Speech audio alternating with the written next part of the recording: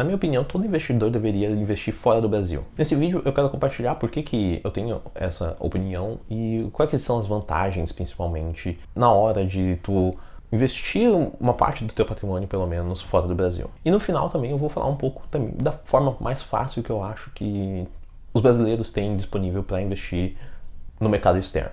Bom, eu queria começar esse vídeo falando, então, os pontos positivos de investir aqui no Brasil. Investir no Brasil, olhando pela perspectiva global, é um lugar um pouco mais arriscado para investir. Isso é por causa de vários fatores, como, por exemplo, a instabilidade política, a instabilidade econômica, a nossa moeda que não é muito forte, enfim, tem vários fatores para esse motivo. Porém, por causa disso, investimentos no geral têm uma perspectiva maior de retorno para justamente compensar esse risco maior que existe investir num mercado um pouco mais arriscado. Além disso, a gente tem a renda fixa brasileira, que em alguns momentos específicos da história, como por exemplo o nosso momento atual, basicamente ela tem um retorno absurdo considerando ali o nível de risco que a gente tem, né?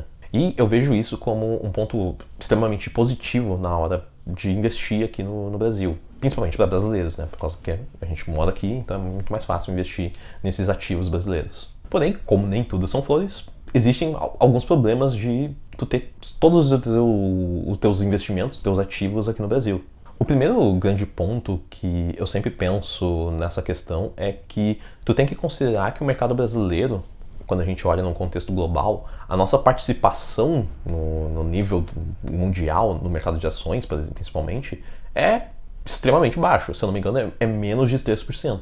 Apesar da gente ser um dos maiores países do mundo. Acho que a gente está no 6º lugar, 7º lugar, em termos de tanto população, tanto o PIB, né?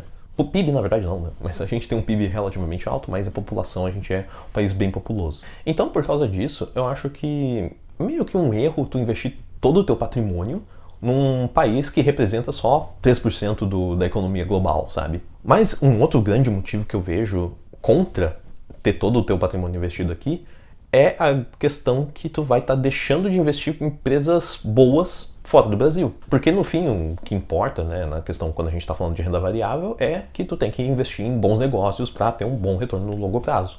Independente se é uma empresa brasileira ou uma empresa no exterior, né?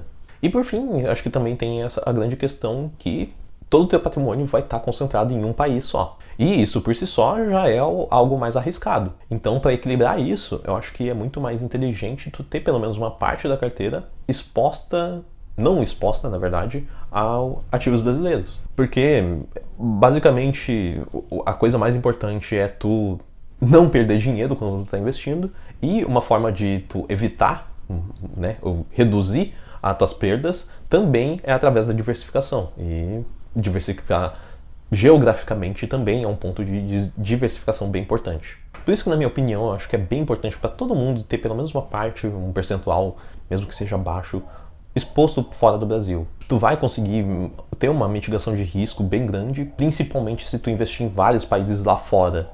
Não só nos Estados Unidos, por exemplo, mas tu tem o mundo todo para tu investir. Então, todos os países têm algumas empresas interessantes para investir, né?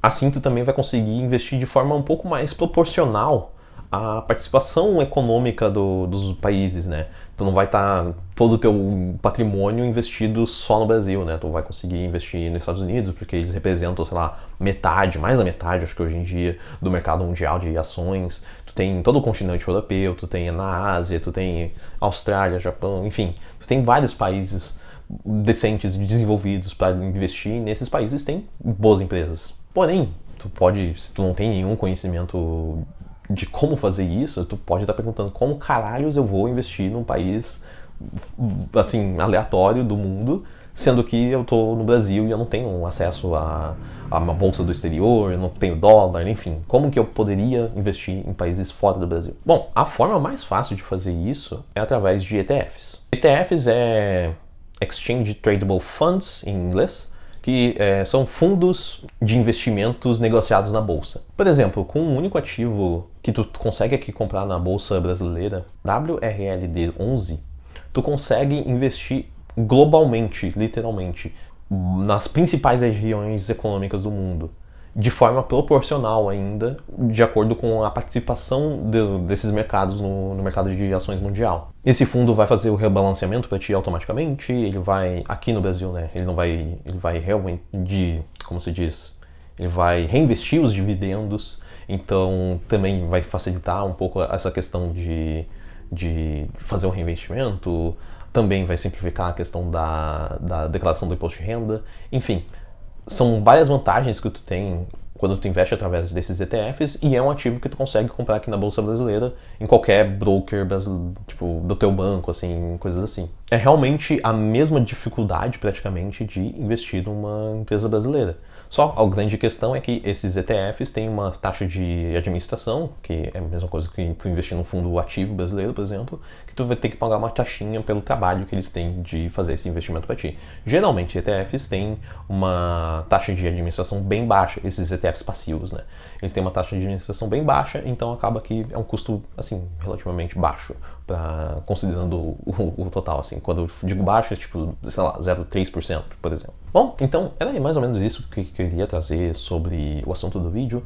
E se tu tem interesse nesse assunto de investimentos, eu vou deixar aparecendo na tua tela agora um vídeo onde eu falo um pouco sobre o meu plano de juntar R$1 milhão antes dos 30 anos. Eu vou ficando por aqui, valeu!